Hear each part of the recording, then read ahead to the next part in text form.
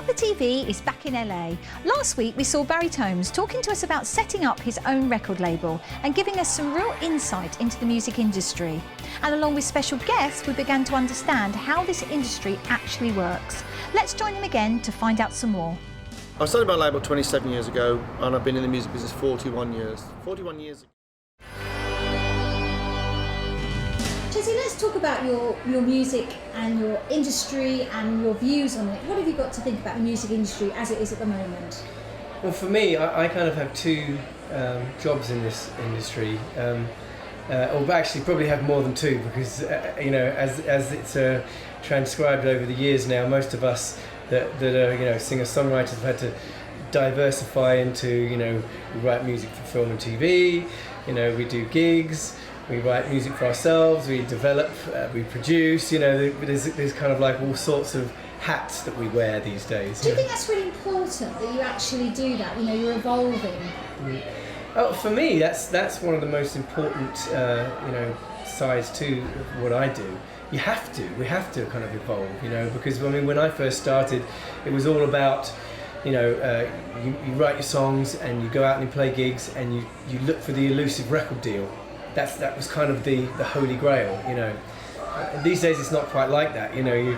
You've got so many different avenues and so many different paths that you can get into the record industry.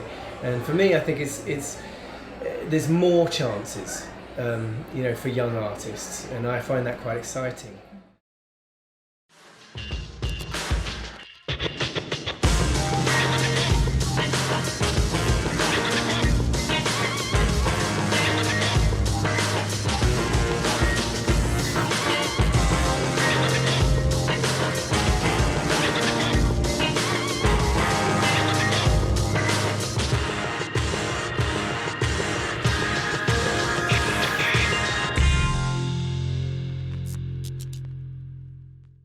Hi, welcome to Late Night with Monica Price. Tonight I'm joined all the way from New York by lead singer of the Stylistics, Eben Brown, and a young singer-songwriter, Alex Briley, who's just returned from his second trip from the migrant camp in France. And my next guest joining me all the way from New York is lead singer of the Stylistics, Eben Brown. Eben, thank you so much for joining me. Thank you for having me. Wonderful to have you. I had to just show that quickly to get us in the mood.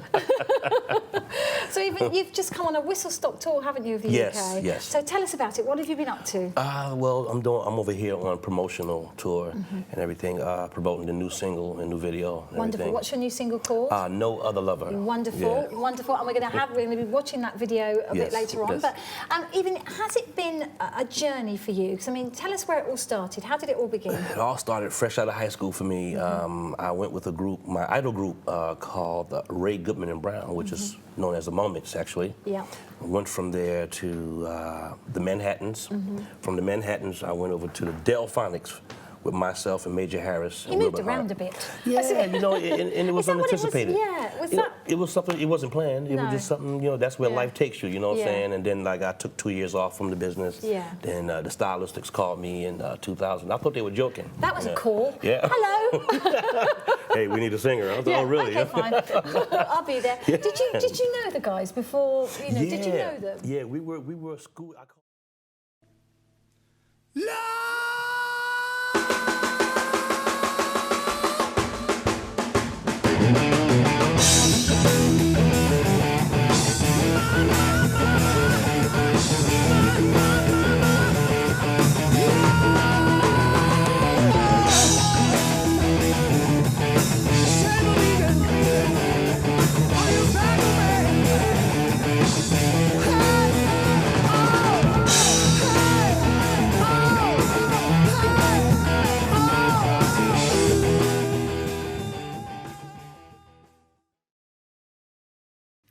Hi, Monica Price. It is your friends from Nashville, Tennessee. Levon here. We've got a special acoustic performance for you and all of our Cuppa TV friends.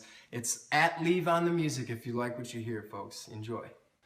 Give up your heart to me. My love is no longer free. Hello, I'm I'm Monica Price and we're here at the Stratford Barn Festival.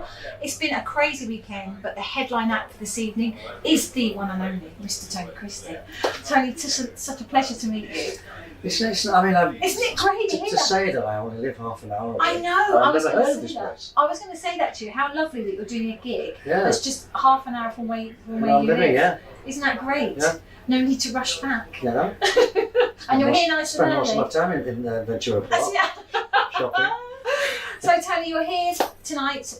You've got lots of fans waiting for you to go on. So we're not going on. We've managed to grab you, which is just great. Yeah. So tell us a little bit about what you've been up to. I've been busy. I'm a workaholic anyway. But I never turn anything down. Instead, do you want to do it? Yeah. That's great. So I do it. I just do it. I like to keep working. And you've really kind of engaged with another generation. You know, the young generation just love, of course, your classic Amarillo. We all know that. We all sing that. But you know, there's other songs that you had that what was it? Angels and Avenues and what was that one? Yeah, Alleyways. Avenues and Alleyways. Yes, that for me, that was a personal favourite. Yeah. I used to love that. That was my TV series. Yeah, that was great. But you've kind of spanned across the decades. And here you are, headlining at a festival. I'll try anything, you know. I mean, country albums. I've made 2 of those. I've done sort of jazz.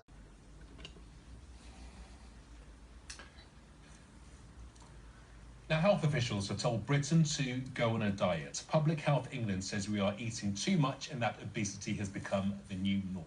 They challenged the food industry to cut calories in popular foods by 1/5 within 6 years. Joining us now is the nutritionist, Monica Price. So good to see you, Monica. Thank you. How many calories are we eating and how many calories should we be eating? That's a very good question.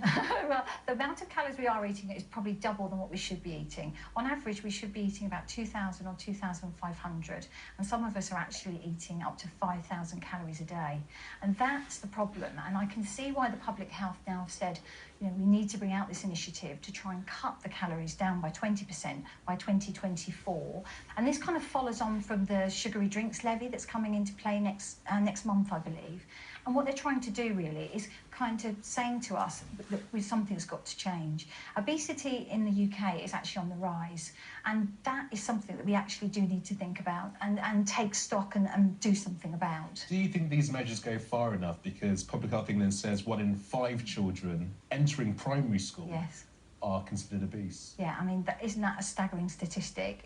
That's not a statistic that we should be proud of as a country, I don't think. And I think more needs to be done. And I think the way forward, this initiative is great, but it's a voluntary initiative. So they're not saying to the manufacturers and the food producers, you have to do this. What they're saying is, we would like you to do this. And of course, once it's voluntary, some people may say, well, I'll try and do a little bit of it, but actually I'm not going to go the whole hog. And my concern is, how are they going to regulate it? How is this actually going to be regulated? That's going to be very difficult, I think.